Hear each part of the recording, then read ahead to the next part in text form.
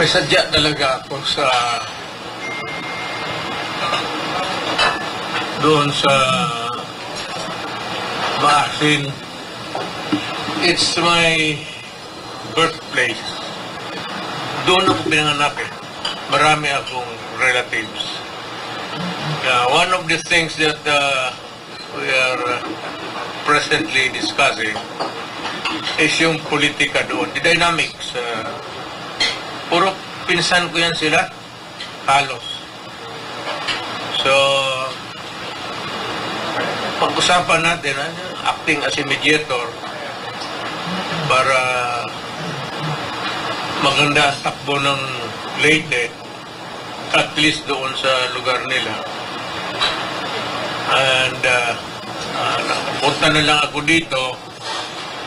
Ang sadya ko rin talaga, I timed it to visit them and to visit here because of the fiesta, but more importantly rather, is yung Yolanda na pinuntahan ko nung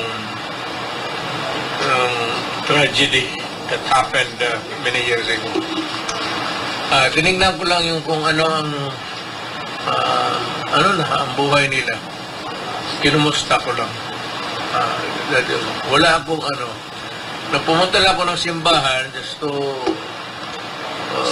thank God for the journey here.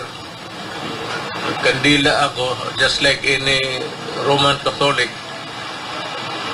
Tapos kakain, but paalis na rin ako ngayong hapon.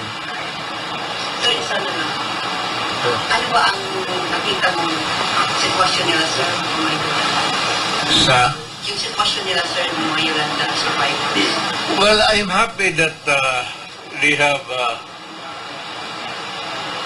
at least there's a regrowth of the place, and although I was not able to talk to them intimately because kulang yung panahon, but to see the smiling faces, but you know, if there is one tragic event in my life, marami yan eh. Matayan ka, gano'n. May isa akong event na nagkaroon ako ng trauma. Yung Yolanda. I will not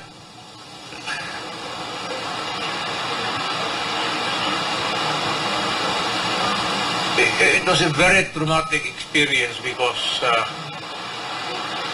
ewan ko kung nandoon kayo, but I was there right after. I could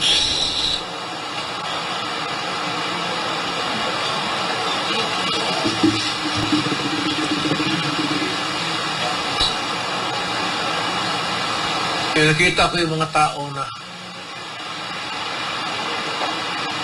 I had to navigate my way towards the regional office of the police to talk to them. I was only mayor lang ako noon.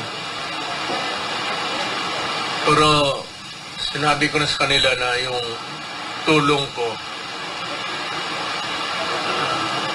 maswerte yun because at that time, the new ambulances kaka-deliver lang sa syudad. About 10 brand new.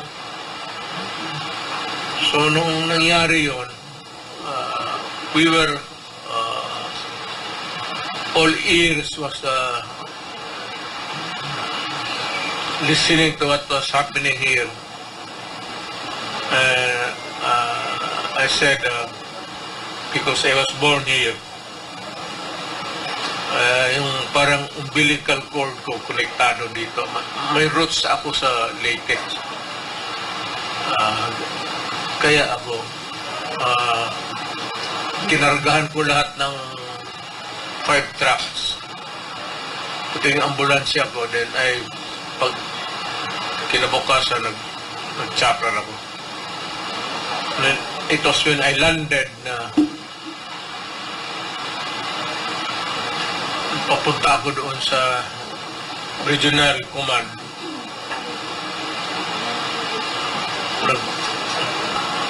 Nagkaroon ako ng trauma. Hanggang ngayon.